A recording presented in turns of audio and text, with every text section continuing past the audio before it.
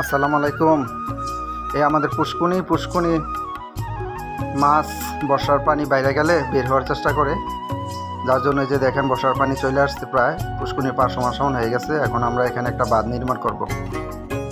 আর বাঁধ নির্মাণ করতে এই সামগ্রীগুলি লাগে: চারসি, ওই জাল আছে, তারপরে আছে লাগে মুলি বাঁশ, কোদাল।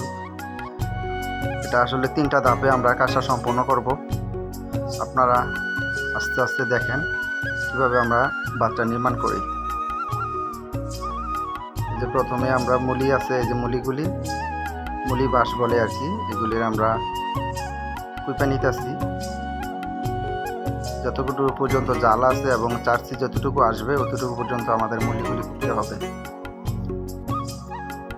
বাইরে পানিটাই বর্ষার পানি। আর যতক্ষণ পর্যন্ত আমরা কাজ করতেছিলাম পানি বাড়তেছিল আর কি, জানি না কতটুকু বাড়বে পানি।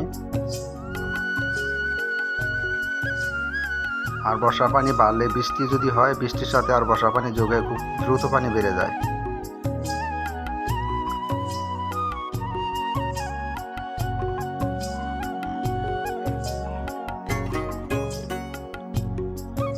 আমার সাথে জিশান আছে, আমাকে সহযোগিতা করতেছে কাজে।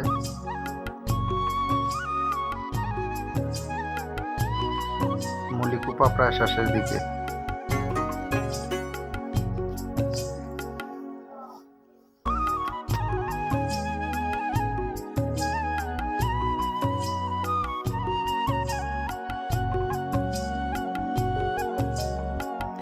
আমাদের দ্বিতীয় ধাপ শুরু হয়ে গেছে।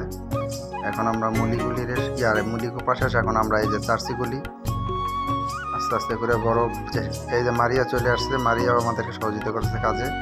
দা নিয়ে আসছে, দায়ের অনেক কাজ।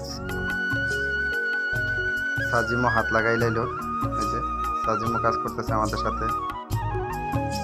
আসলে যে জায়গা দিয়ে মাছ বের হওয়ার বেশি সম্ভাবনা থাকে, এই যে ওই জায়গাটা ভালো মুলি চারসিটা দেওয়া লাগে। চিকুন চারসিটা ওই মাঝামাঝি দেওয়া লাগে, যেদিকে মাছ বের হওয়ার সম্ভাবনা বেশি থাকে। ঘন চারসি আছে একটা, ওই ঘন চারসিটা ওই দিকে দেওয়া লাগে। এটা আমরা এদিক দিয়ে দিচ্ছি। এই যে আস্তে আস্তে ডাবাই দেওয়া লাগে, চারসিগুলি বাইরে ওইভাবে দা দিয়ে বাইরে দিচ্ছে।